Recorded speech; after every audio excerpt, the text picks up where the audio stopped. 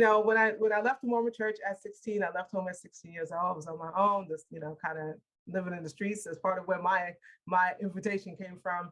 It was, I went into the streets with the understanding that God did not love me because of who I was. And it wasn't even so much of my, what I believed to be my sexual orientation at that time. It was because, I didn't listen to my parents. I was different. I knew I was different. I didn't know what it was, but I left with the bag that the divine did not love me.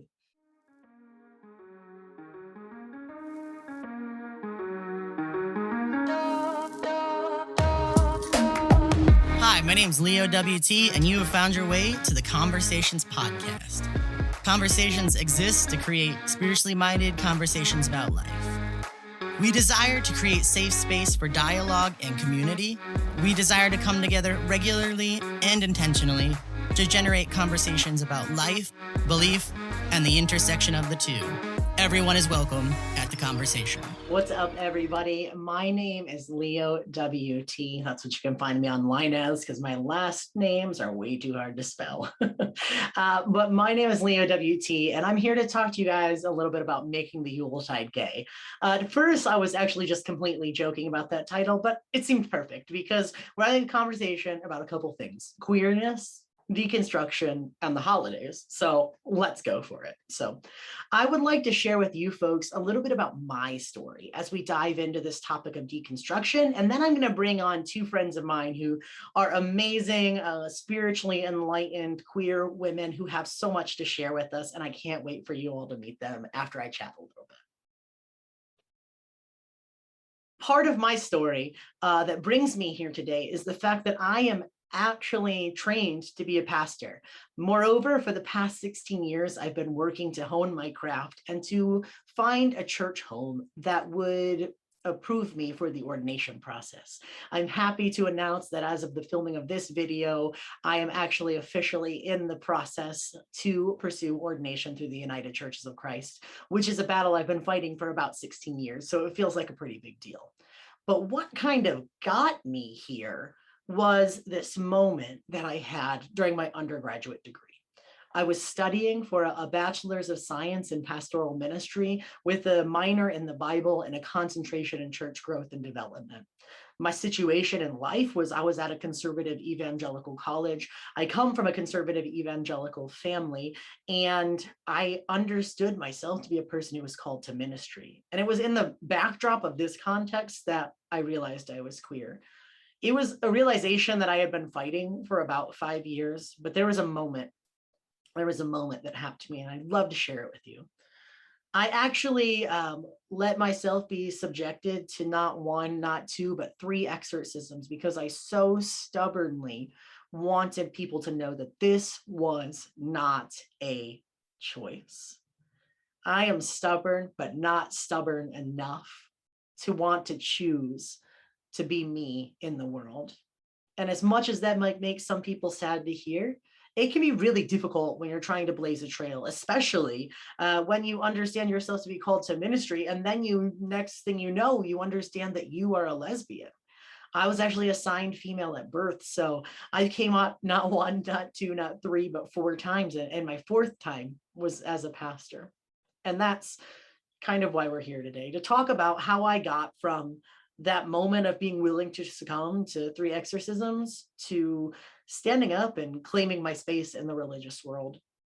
What happened was after my 3rd exorcism, I went out to the mall with a friend of mine, and a very beautiful girl walked by in front of me, and my eyes went like this. And in that moment, I had an absolute moment of clarity that my orientation and attraction was nothing that I was choosing. There was no conscious thought behind that. Furthermore, there's no one crazy enough to pick to do something as hard as it is to come out as a queer person, especially someone who feels they're called to ministry. And I realized in that moment when my eyes drifted that I had not chosen this path, but that it was part of me. And so that moment, without me knowing what it was called, was the beginning of my deconstruction. What I did then in that moment was realize I am a lesbian in the words that I was using at the time. Today, I would say I'm queer and non-binary.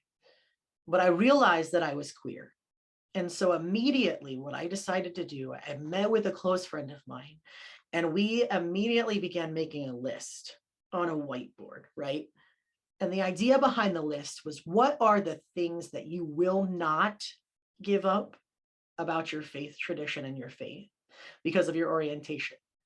Because we both knew that as soon as I said anything, a lot of things in my life were going to change, from my being in positions of leadership at school, from my relationship with my family, the way that my friends treated me, everything was going to change. And so I almost kind of started bracing for what I knew was going to happen. And that was the deconstruction, right?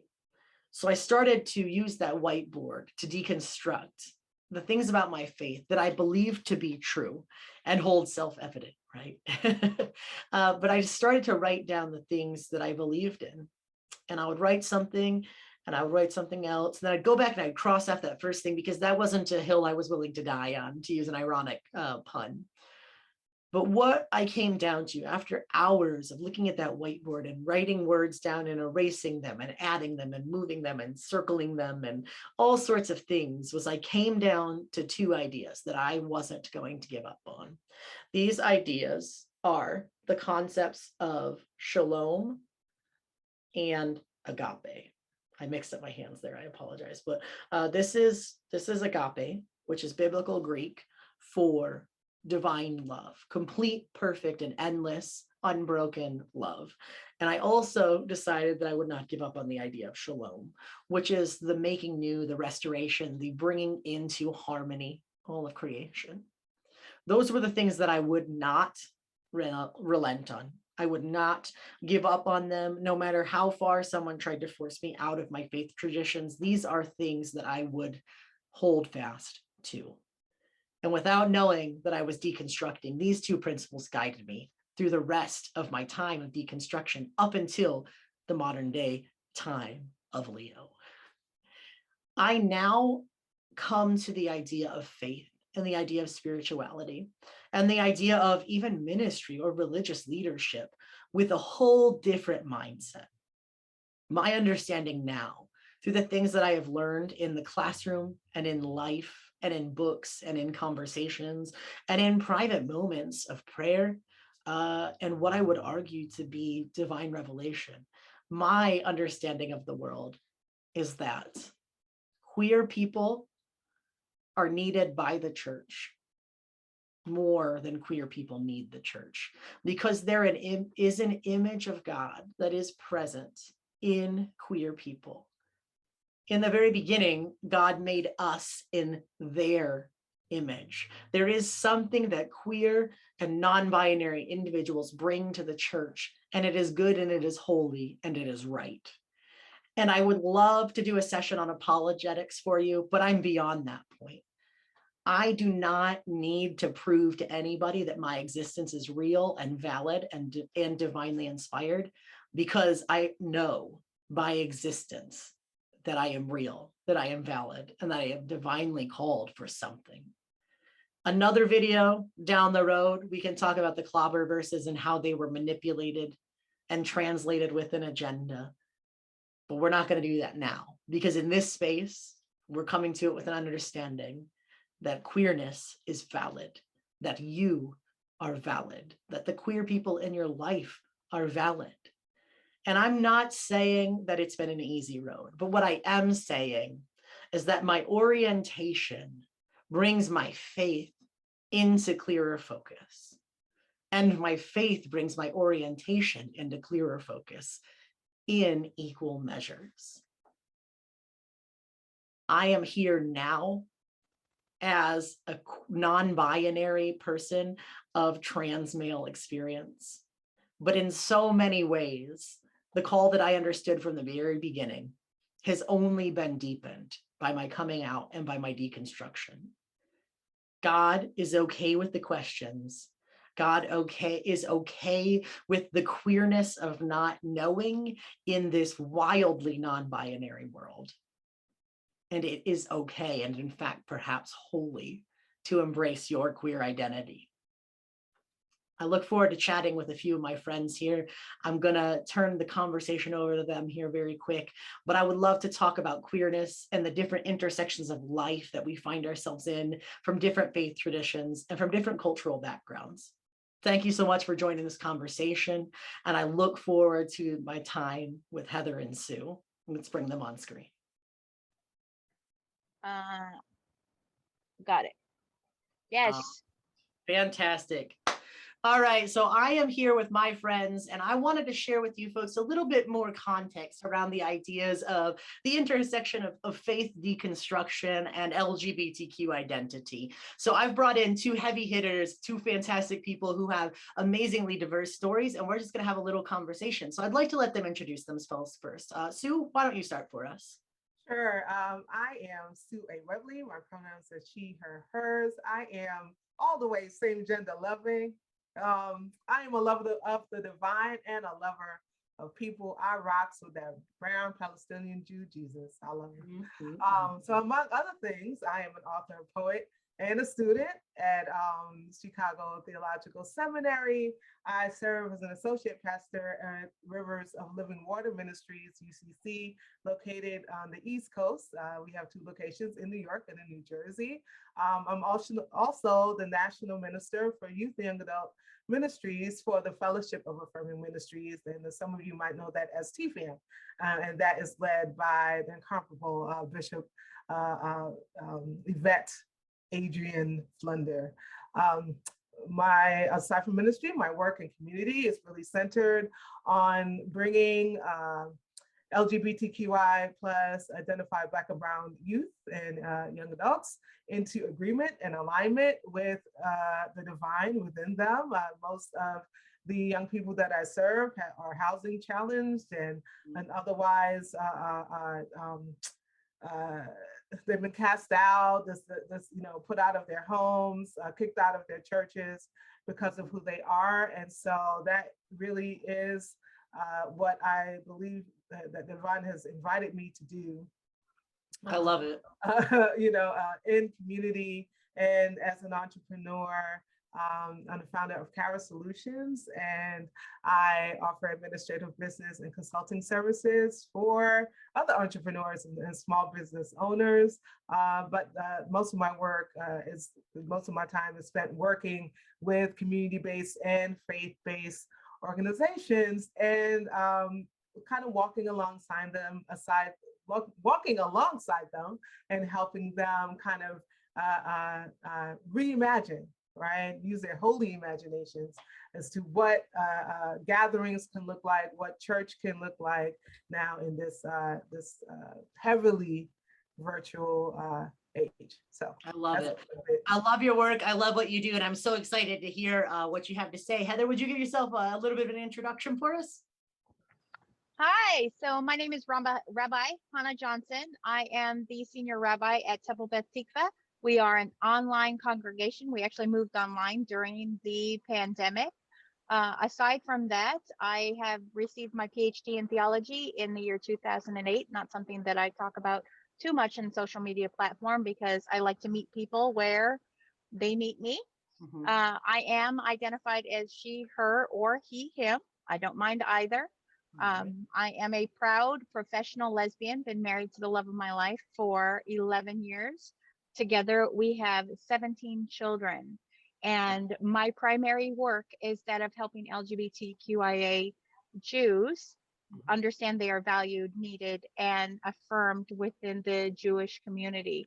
My outreach program is usually with those who have HIV or AIDS. I opened our first AIDS shelter in my hometown and ran it for about 5 years. And currently, I am just kind of taking care of my family and getting out there, learning new ways in the digital world to be of service to as many human beings as possible. I also, as Leo will tell you, if you want to find me, you just have to look for your Rebel Rabbi. There you go. Absolutely. And we'll make sure that we put everybody's contact information in the conference booklet and in all posted materials so that people can connect with you also. I'd like to point out that Rabbi Hannah's second vocational calling is to keep me from anti-Semitic pitfalls that are latent in modern Christianity. So I You're had doing a great job. You're I doing a had great to job. jokingly say that because there has been many a days where I'm like, screw time zones. I gotta message somebody here to make sure I'm Yes, good. I have gotten a lot of messages where I'm like, what? Oh, no, it's like this. It's great. But we're all doing better together. And I think that's the beauty of a diversified platform. I love the amounts of perspectives we come at this conversation with. And I think it sets us up to have a really, really, really insightful and in-depth conversation about deconstructing from faith traditions and the intersection of LGBTQ identities. So I would love to have a conversation with you folks. And we'll start again with Sue. We'll kind of go around like we did before. But what ways does your orientation and identity interact with your faith traditions, both Christianity and Mormonism? Well, it's been a long time since I've interacted in any way with Mormonism. Growing up, it was very, it was kind of pressed into us, right? That you can only be, your job as a woman was to be married to a man, to have as many children as you could have, to take care of the home. You could not aspire to be in any sort of, forget about aspiring to be any real type of leadership position in the church, right? And so that is how, even from my cultural upbringing, I mentioned before we went live that, my family's from Jamaica. And so, we were really brought up. My mom was very strict on us in raising my sisters and I to be wives, right? Wives of men, right? Yeah, so there was no discussion outside of this is wrong. This is an abomination. This is something, this is a sin in terms of me being same gender loving. And so actually the only time that was brought up and then quickly put back underneath the covers was when I have two cousins of mine. When I was coming up, I came out. One was male and one was female. And after my male cousin came out, and we never heard from him again. Now, if you know anything about Jamaica, even now, gay men, transgendered individuals, gender nonconforming individuals, they are being beaten and macheted, in the street. They have to do everything under the cover of nightfall. If a member of the community passes, even their funerals, everything has to be done at night. So because of safety reasons. Now the women kind of have a somewhat slightly easier go of it because, in male fantasy, male fantasy, love to see two women together, but you have to fit within the confines of that male fantasy. You cannot be butch presenting because that is something that will get you raped. Yeah. Right. And so, which is why I have, since I came from Jamaica, I have not been back because of that reason. But, when I left the Mormon church at 16, I left home at 16 years old. I was on my own, just, kind of living in the streets as part of where my invitation came from. It was, I went into the streets with the understanding that God did not love me because of who I was. And it wasn't even so much of my, what I believed to be my sexual orientation at that time. It was because, I didn't listen to my parents. I was different.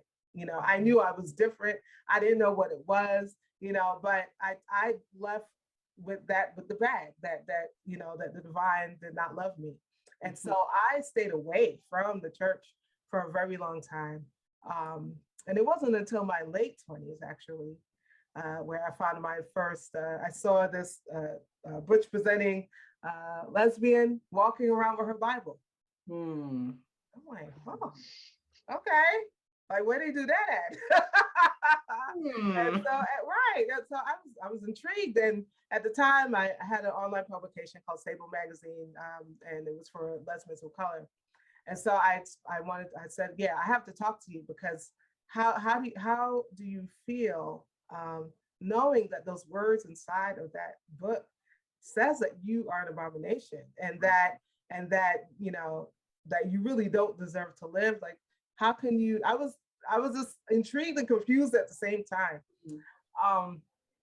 But that began my journey in the open and affirming and welcoming church. And I remember she invited me to her church service, and I walked in and I looked around and I saw everyone that looked like me. And I cried. I didn't hear the sermon. I just saw everyone just, praising the divine in their own way. But they all looked like me. And I wept. I really cried. I wept that whole service. And it was in that service, that in my late 20s, that was the turning point for me. In that service, I knew that there was truly nothing that could separate me from the love of God. Yeah. Right. And so once I knew that, it didn't matter. Yeah. What, right? I didn't know all the words. I didn't know the language. I didn't really study. I didn't know anything about context, but I knew in that moment that me and God, we was all right. Yeah. Right. And from that time, and even coming out to my mother later on, who was still a practicing Mormon, and her embracing me, man, you can tell me anything. Like, I was just like, yeah, this is the path that divine has set for me. And I have to say, and I feel like I'm talking a lot, but I have to say that I can't imagine doing the work I do and not being gay. Like, I can't imagine that. I can't imagine a different way. I can't imagine not being as relatable as I am to the young people I serve, because I am same gender loving. Yes. Right. I firmly believe that the church needs queer people more than queer people need the church. I don't have the confidence or background to know if that extends to the synagogue and the mosque. I can't pretend to speak for that, but I do know that, at least in my experiences with the church needs queer people more than we need the church. And I think that that's a little bit of a beef for some churches these days, is they want people to be dependent on them for some sort of dispensation of the divine, and that's just not the way it has to be. Heather, would you explain to us a little bit about in what ways your orientation and identity intersect with your faith tradition? I'd be happy to. So I was raised Jewish in a Jewish Mexican home. I'm Sephardic. Okay. So, you grow up in that environment, and that environment tells you that, if you're male, you have to have machistas. And if you are female, you're feminine. You're strong. Mexican women in my family are strong, but they're straight. And my mother was very affirming of LGBT community outside of our home. And that became an issue for me growing up, and seeing that the people around me were all heteronormative. And I knew at a young age, I was definitely not something that was heteronormative. And it made me leave my own faith for quite a long time, because we are taught that we are sometimes going to be the only Torah anyone meets, that we are represent of our faith. And being queer, being a gay woman, was not going to be represent of that. Yeah. And no matter how much I loved my faith traditions and wanted to be a part of it, I felt that I was being pushed away by the very people who didn't recognize that our Torah is replete with queer theology. Yeah. The Torah is filled with queer theology. And these are the same people telling me that just my act of being who I was not okay with Hashem. And honestly, as I got older and I finally came out, because I didn't come out fully until I was 35. So I've only been out of the closet for about 11 years. And that's when I saw other Jews who were like me, who needed to understand that Hashem loved them and was meeting them right where they were. Yes. Yeah. And I complained a lot to my wife, all the time. I'm like, but the Torah says this, but the Torah says this, but David and Jonathan were lovers, but Naomi and Ruth were possibly lovers. So why are we turning away? And my wife said to me, do something about it. I love your wife. Oh, I do too. My wife said, if this is how you feel, and I agree with you, do something about it. So I started studying with another queer rabbi that I was like, are we allowed to do this?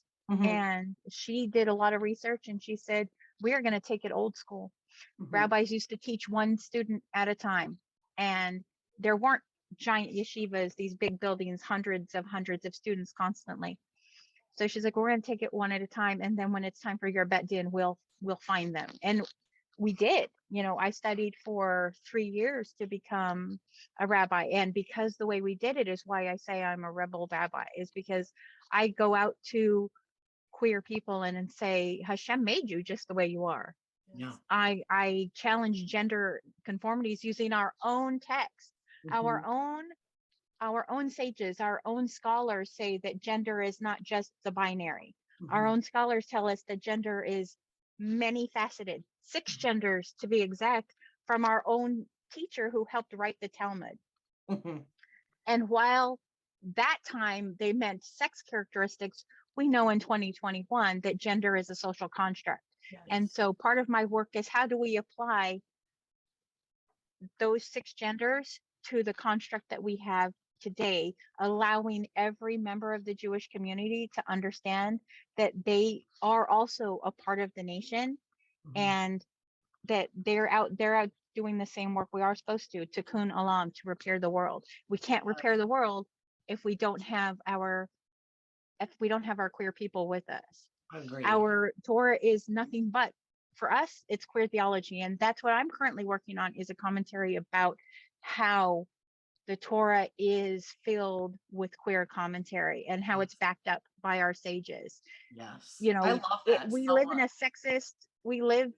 Judaism is still a very sexist faith, and it's filled with misogyny, and unfortunately it's filled with its own toxic theology. And part of we all have our own. Yeah. Part of the deconstruction for me is to literally fight back and say, hey, I'm one of you. You can't dismiss me. I'm a rabbi. Exactly. I'm a Torah scholar. Exactly. I was raised by a Torah scholar. And by the way, I have a PhD in theology. So let's sit down and talk about it, because I can talk to you about ancient Greek, and I can talk to you about ancient Hebrew. I can talk to you about Aramaic. Are there any other languages you want to fight me on this about? Because we can do that all day. Want to go? Because we'll go. Unfortunately, I have that spirit that tells me you're a Latina. That's like your people say. Oh no, it totally is. It totally is. And that's the other part, is inside of Judaism, everyone sees that Jews are Sarah Silverman and Mandy Patinkin. They don't realize that David Diggs is a Jew. Taika Waititi is a Jew. That Jews come in all hues. That you cannot apply the Ashki normative, or white Jews who then beg to say they're not white. Honey, you're white. Just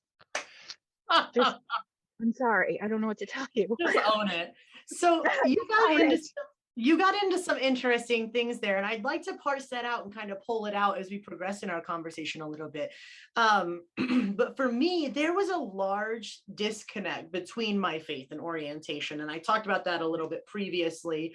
But for me, what created the beginning of my deconstruction was my fundamental understanding that what I had been taught, I could not exist as queer and Christian. So, maybe not everybody had that encounter, but I would love to know if there are some moments for you folks within your faith traditions, or even, culture, because that is also an indivisible part of who you are. But was there moments where you felt a disconnect between your faith and orientation? And if so, how did you handle that? Because for me, I freaked out. Number one, freaked out. And I went right into my head and I started to try to read everything and rationalize everything that I could, because that's who I am as a person. But what I ended up doing was making a list of non-negotiables, right? And I said, if I'm going to come out, I'm going to have to give up some things. But what do I hold on to for my faith traditions? And I came to the ideas of peace and love. Those are what I came to. And I tattooed them on my body because they were mine and no one was taking them. But that's kind of two sides of the same coin there. Like if I felt a disconnect, and this is where it led me in terms of my journey. Was there any moments like that you had, Sue, that you could think of? I think very early on, when I realized that it was time for me to come out, I prayed. Mhm. Yeah. I cried. I was like, God, take this from me. Yeah. Oh, I remember days like that. I don't want this. I just, because just knowing even at that point, this is talking about, the early 90s. So, seeing how LGBTQ plus individuals are being treated and talked about, and even, within the context of again, West Indian culture, I was like, this is not something I want. I didn't want to bring shame to my family, right? Yeah. I didn't want to disappoint my mother. I mean, we have our own issues, right? That was one of the things I did not want to, and I didn't want to go to hell. Like I didn't want to go to hell. Yeah. I didn't hellfire, brimstone. I didn't want to burn, right? Yeah. So I really cried. Absolutely. Begged the divine to take. I always like to say that, like, if this was a choice, I am not that stubborn. Like, who would choose? And that is part of the argument, right? That I like when I do get into like these debates. Who would choose this? Who would choose this? Who would? I can't imagine anybody that would say to themselves, I want to be ostracized from society. Let me get on that. Exactly. Yeah, let me jump on that train. I think that's a misconstruction that or a misdirection that a lot of people, especially very loud, very white, very male, very evangelical American pastors like to say, is that this is a choice. And I, as someone who has literally tried to be exercised 3 times, I let myself be exercised 3 times. This is not a choice. Right. This is not a clout chasing thing. It cost me everything to come out. And it turned out for the best, but I do not believe in a God that inflicts pain upon us to make us grow intentionally. I don't believe in that narrative. So while it turned out for the best, it was very hard and it was not something I would have chosen. Did you have that experience at all, Heather? I did. So for me, I first came out to my mother when I was 19, and that didn't go so well. Mexican mother was very good with anyone else being gay, but not my daughter, kind of thing. And the conversation didn't go well. And I love my mother.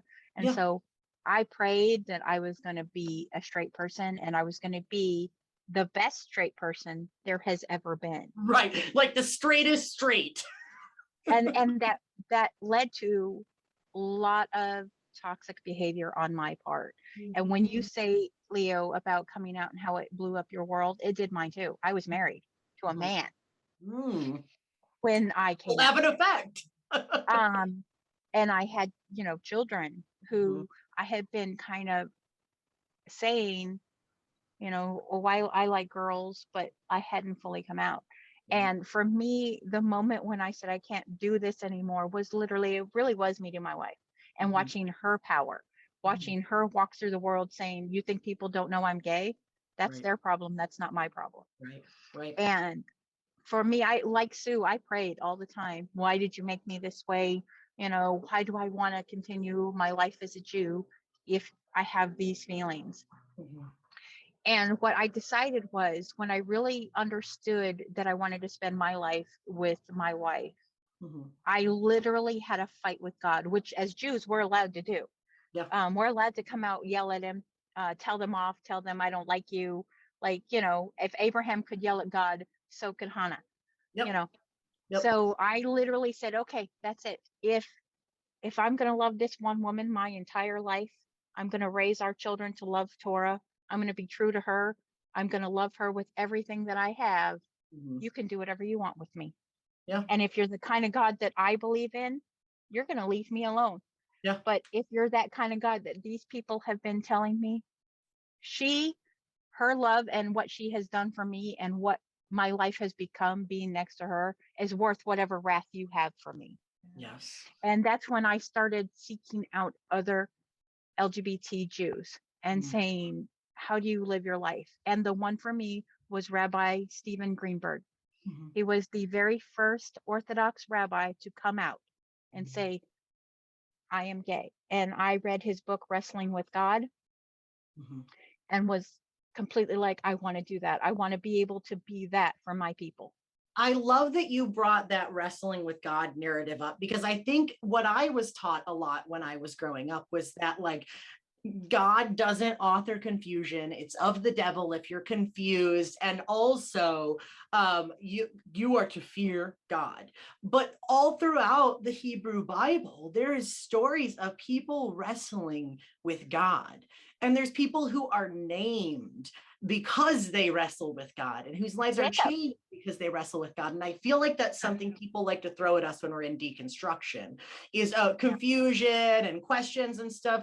But I have never been closer to this idea of divinity than when I said, screw it. This is who I am. We've got to duke this out. And guess what? Still standing, more whole than I've ever been. So that kind of leads me into my next question, actually, which I'm really interested to hear, because I think this is like the meat of what I want people to hear. Well, right? I wanted to let you know very quickly, for Judaism, I wasn't worried about hell because we don't have a concept of Satan. Correct. We don't have a concept of hell. Yep. My worry was being literally ostracized from my community and being shunned and being told continuously, you're not a real Jew. That was what scared me, is being isolated from my community. Correct. Yeah, that's a very good point, because the power of hell can be wielded against a lot of people, but you almost have like a little bit. Yeah, not Jews. Not the Jews. Not the Jews. That's not our people. We don't claim them. You're like, nope, those are someone else, and they. Like we don't have a concept of hell. We do have a concept of like not purgatory, but soul cleansing. Yeah. But kind of everybody does that, no matter who you are. Yep. Yeah. So my question that this leads me to, because I think this is the crux of it, because for so long, our existence as others, right? Religious other. And I'm using the quotes around other because who gets to decide who's the other? That's a scheme.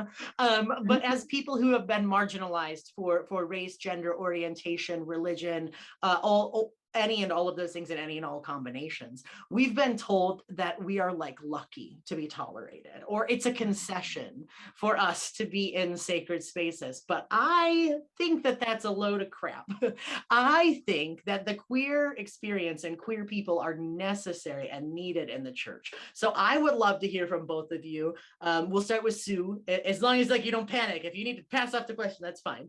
But I would love to hear from you in which ways you think that your orientation, gender identity, all of that actually enhances and it enunciates your faith tradition and your walk and experience with divinity. Well, I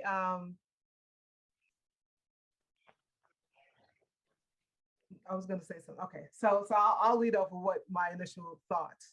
When I first saw the question. It is an affront to the divine not to live fully in one's authenticity. Yep. Right. Yep. And so that's the lens that I look through things as. That's the lens I wear, and how I view the world, how I view my faith, how I view me as a same gender loving woman, me as a same gender loving woman who is clergy. That is the lens, right? It is an affront to the divine.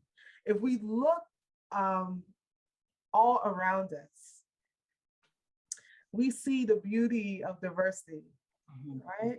Yeah. We look, and if one ascribes to that God made the heavens and the earth and all of that, look at creation.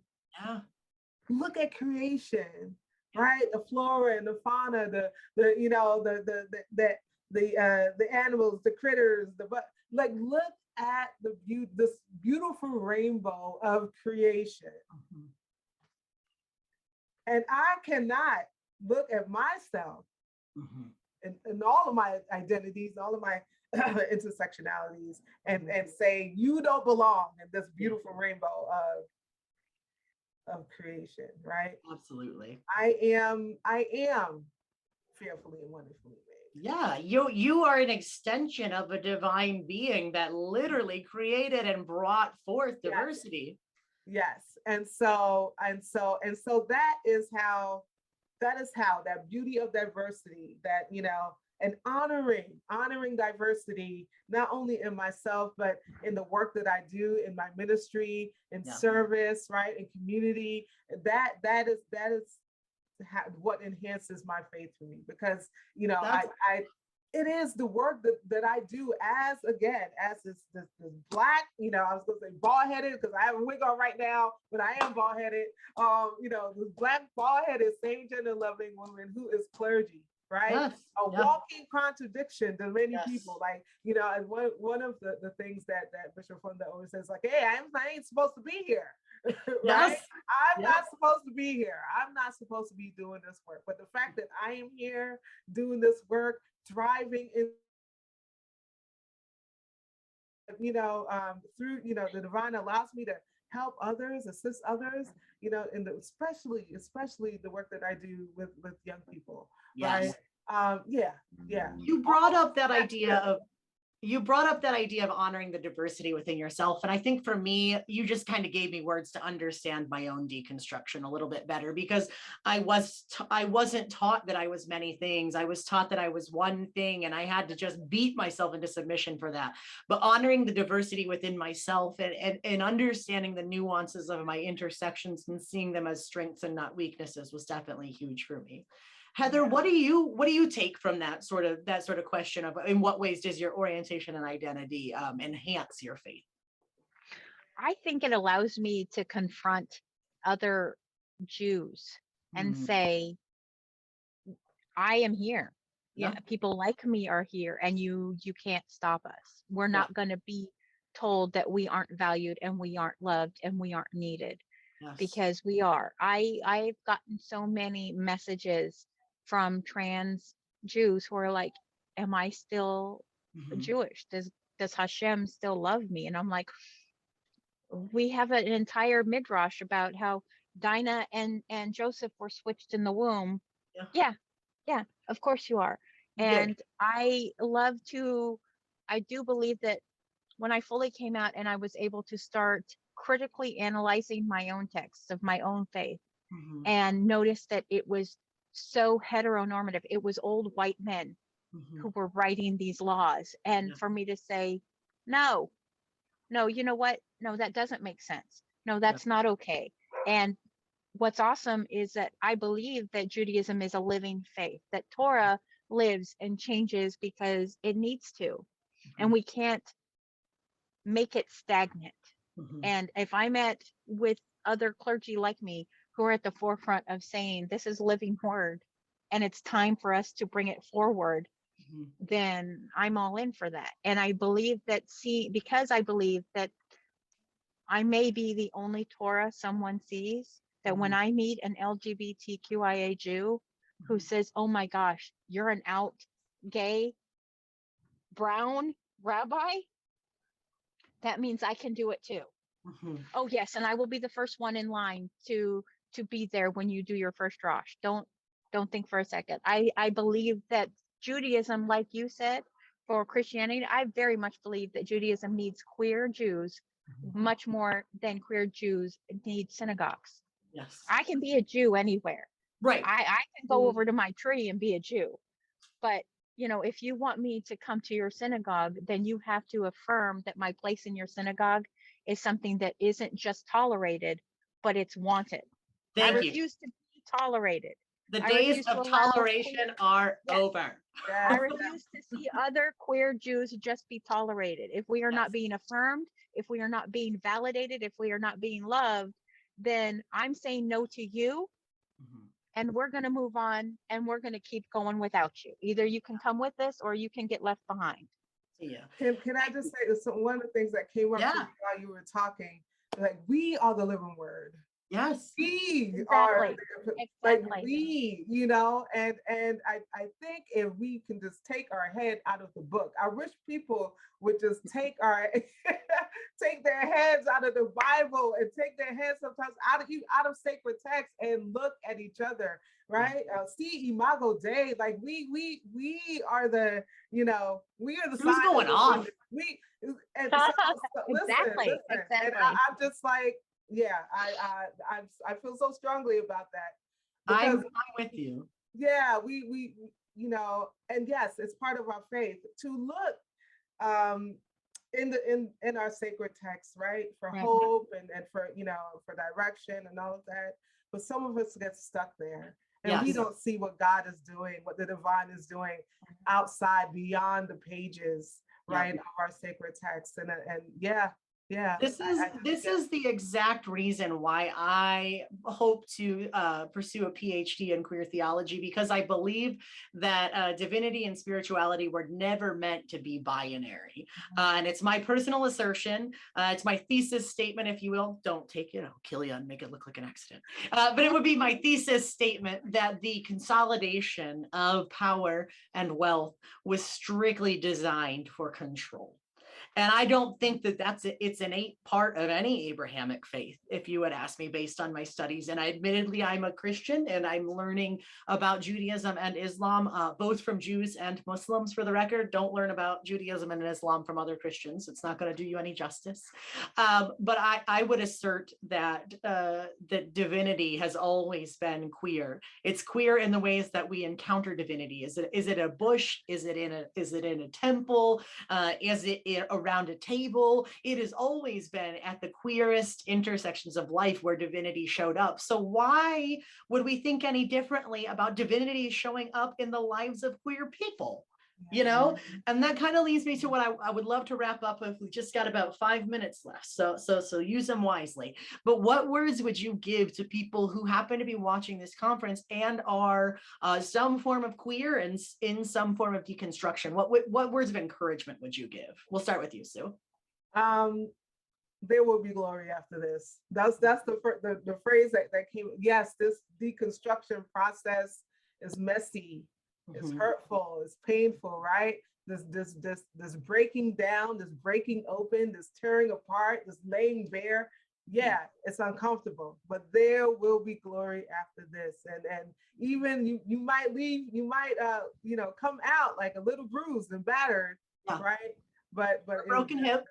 It'll definitely be worth it. Yeah. So that is my word of encouragement. I love that so much. I got chills all over myself right here. And it's not just from my fresh tattoo, as I'm feeling that. Like, when I came of age spiritually is right around when I came out, and I was living and working and worshiping at a church in Harlem, and it was primarily Afro-Hispanic. And so you just took me right back to the sanctuary in the middle of the National Black Theater, and I was ready to just go in with you there. So I feel that from you, friend. What would you say, Rabbi? I would say that as Jews, we can't be a light into the nation until we have all of our lights together. You know, we're told we're to be a light unto the nation, and we can't do that without all of every one of us. You know, lights is made up of every color of the rainbow. So I need to say to especially youth is come out and be seen, be counted, show up at your synagogue and say, I'm here and Hashem loves me and I refuse to be pushed away because of who I am. I was made exactly in the image of God. God made us in their image, and I'm one of them. Thank you for bringing that up, because I was looking for a place to land this plane, and that is the perfect place. As our friend Rabbi Hannah pointed out, God made us in their image. And you can take that right to the original text. There is queerness baked in to our sacred texts, and it is not something to be ashamed of. And if you feel shame because of your orientation or your gender, that shame has been placed on you by someone other than the divine. And I'm sorry that you had to feel that, but I hope that you hear these words right now and you know that you are whole and you are holy as you are. And divinity exists and is calling you forth so that you can say your name and so that you can find your place, because the world needs you more than you need the world. Thank you, friends, so much for joining me. You have been a pleasure. I will talk to both of you literally once I hit end on this conversation, but I appreciate you both. And to everybody who's watching this at the conference, I will give Sue and Rabbi Hannah's information so that you guys can get in touch. I would encourage you to check it out and just engage, because there is way more love in this world than there is hate, and it is time that the hate stopped winning.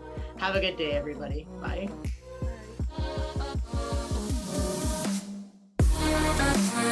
This has been the Conversations Podcast. Thank you so much for joining. If you have any questions or comments, or just want to get involved, feel free to join the conversation on social media. You can find us at Conversations Official on Facebook, Instagram, and YouTube. And please don't forget to rate, follow, and share this podcast. We're available on Anchor, Spotify, or wherever you get your podcasts. Thank you so much for joining the conversation.